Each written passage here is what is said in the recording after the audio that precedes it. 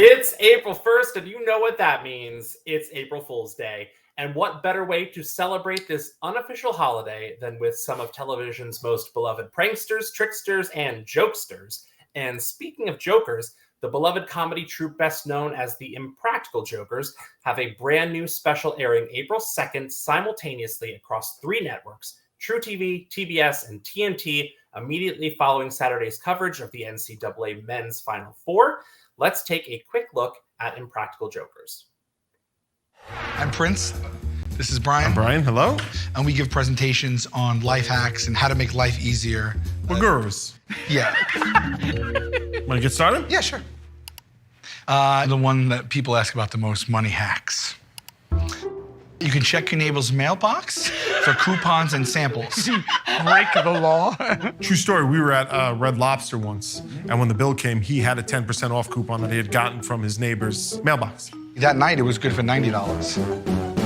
So you think you spent $900 at Red Lobster? $900? That's a big bill. Oh, it was the seafood feast. Yeah.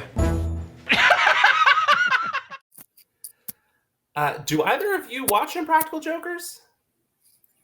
I don't know how you No, have I've gotten to heard. this point and not seen an episode, but hey, Okay. it's kind of funny. I do find it enjoyable. Yeah. I mean, how do you admit if they play it almost all day long on True TV? Like, it's like ridiculousness. I do on see MTV. Right. Yeah, I was about to say, I do see it like just back to back to back to back on my guide. Right. So, Always. pre-pandemic, I actually interviewed the Jokers on several occasions. They're great. They're a lot of fun. But the funny thing is that I had never actually seen an episode of the show until the pandemic. And in 2020, I had watched pretty much everything on television. I watched Tiger King. I saw everything else that there was to watch, and desperately needed something to make me laugh and feel good as we were stuck inside. And I just kind of stumbled on one of the 12 hours of Impractical Jokers a day on True TV, and it was exactly what I needed. And if you're unfamiliar with the show, the general idea is that these 4 guys, Brian Quinn, James Murray, Joe Gatto, and Sal Vulcano, are 4 longtime friends who play hidden camera games where they basically attempt to humiliate each other in front of strangers. And typically I get really uncomfortable watching hidden camera. Are you realizing that you've seen it, Kayla? No, I've not seen it, but that sounds like something I would want to watch though, because I used to love Boiling Point on MTV. Oh. Was that MTV?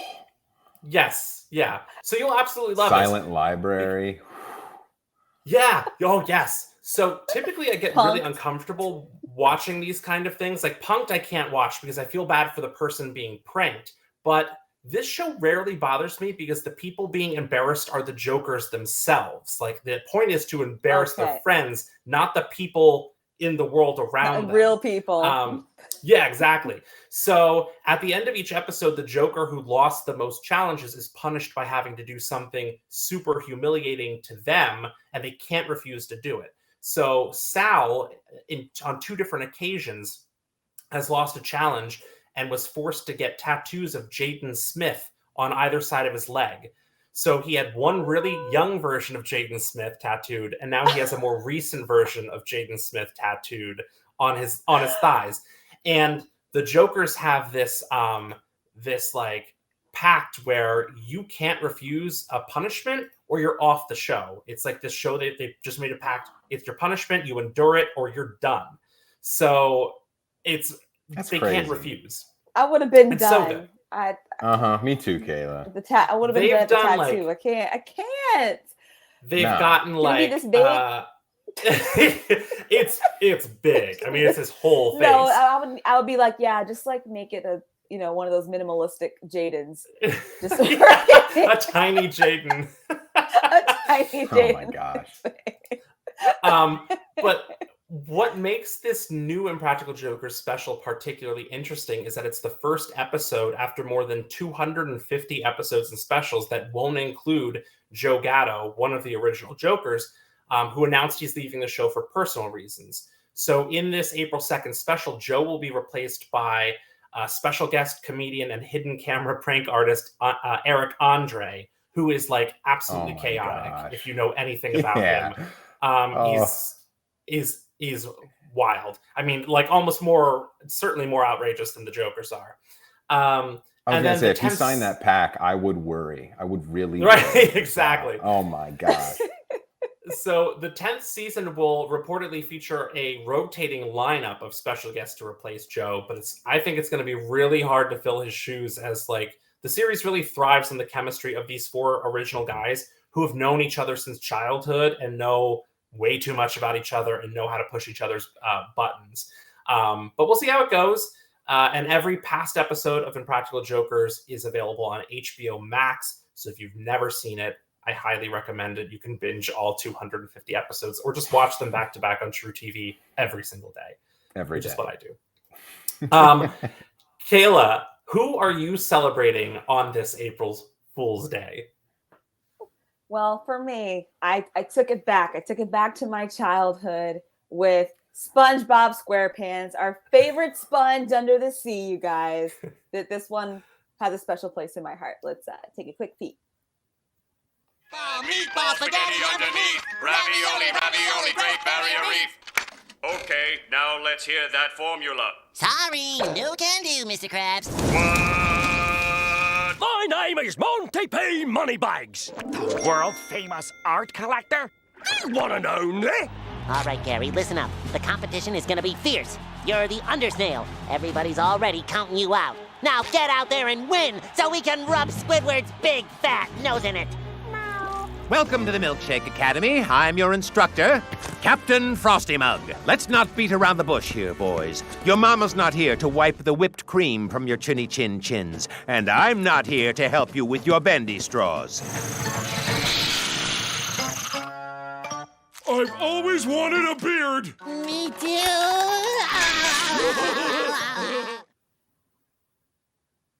So, yeah, that's SpongeBob. I don't know how many of those clips were from like classic episodes, but let me tell you, and there are so many that stick out in my head. And the thing about SpongeBob is, it's not really about anything. There's no story arc. There's no character development. It's just jokes and just chaos and all that. And talk about like back to back. Me and my brother would watch this back to back, and I remember just wanting pizza for like a straight week after hearing like Krusty Krab pizza is the pizza for you and me. Yeah. The cry. Oh, God, yeah. Sing it, bro. Sing it, man. Let me tell you, like, there's so many great memories, and I don't know if this was just in my head or if it actually happened, but I wanted Burger King to have a Krabby Patty so badly.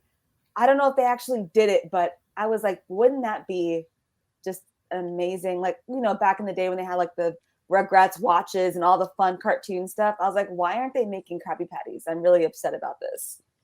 There's almost like not a day that goes by in my life where I can't relate like a SpongeBob quote to something. Like we were Yes. literally, Kayla, it makes me so happy you chose this. Like a month ago, we were out having dinner, and I got a burger, and it didn't have pickles on it, and the Flats episode, and I guess the waitress hadn't gotten far enough away, and I looked at my wife Maggie, and I was like, "No pickles," and the waitress turned back and like headed, and I was like, "Oh my God, oh no!" Like now she thinks but it's just you're spending all me money, SpongeBob. Oh, there's so many. There's so many quotes. So many. Oh, it's man. rare that I am too old on this show to understand something, but like SpongeBob was just outside of like my range of like, I don't know, I just missed it, like just barely. And so I didn't watch it. I honestly swear to you, I've never seen an episode of SpongeBob SquarePants. Ever. Oh my Seen gosh. bits and pieces, never watched an episode ever. So you had to be there when it was like on and there were like new episodes coming. Like I don't know if it'd be the same going back and watching them. Oh, it would, Kayla, I promise. It holds. Would it be that the show same? tracks. It holds. It would. Does I it can hold like up? literally, David. Oh, here we go. Another segment. Let's fire it up.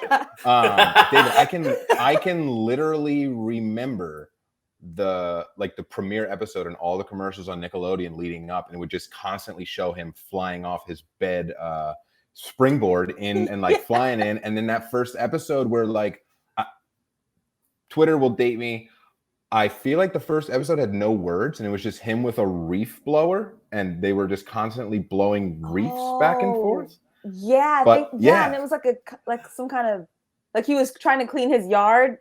Correct. And Squidward, and that's how they introduced Squidward. Yeah, because Squidward would blow him back out. See, Kayla, it holds up. It does. Wow. We're here. It does track. It does. But if any episode, David, you have to see the Krusty Krab pizza episode where SpongeBob treks like what seems like 100 miles to deliver this pizza to this on his guy. Back. Yep. And then the guy gets the pizza and he's like, "Where's my drink?" Oh, it's just again. The drink. Pure My comedy. diet Dr. Kelp. Where is my diet Dr. Kelp? I'm I think that also was the pretty same episode. sure. I think that was the pizza one. I think. Oh, it totally is. Yeah, because they're like he's like marching around when he's very excited to make the trek with the za, and then it becomes like depressing, a and then the diet Dr. sandstorm. Kelp. There was just a lot happening. I'm pretty sure he like rides a rock. He rides a boulder or something to deliver it. Like that's his car. It's crazy, David. It's crazy. And when he gets to the guy's house, he's just like, "Where's my drink?" That entire time. This is another thing where I am on video interviewing. I've interviewed the cast of SpongeBob multiple times. I've never seen an episode, and they're the most fun. I mean, obviously, like Tom Kenny is a voice acting legend, but like all of them are so much fun, and I have a great time with them. I'm sure I would love this. I just missed it, but I promise you, I'm gonna watch the pizza episode. At least watch do it the tonight. one. First 100, David. Just throw 20 on the minutes. first 100. It'll be perfect. I say I'm going to watch a lot of things on this show, and I typically don't, but I'm going to watch that one. And your expert selections come from David. So there you go. Oh, He hasn't I seen watch all the anything. stuff. I watch the stuff that I say I watched. I just There don't it watch is. the things I say I'm going to. There it is. There it is. like Mad Men. I've told you 100 times I'm going to watch Mad Men. Never going to do it. It's not going to happen. April Fools. Landon, what kind of trickery are you getting into on this, the Day of Fools? Admittedly, I kind of just want to keep talking about SpongeBob, if I'm going to be honest. But I'll move on for the sake of moving the show along. I, David, no joke, am watching Is It Cake right now with Mikey Day. And before we dive into this really fun new style of a show, let's roll the clip, Brad. This is a bowling ball, and this is a cake. What?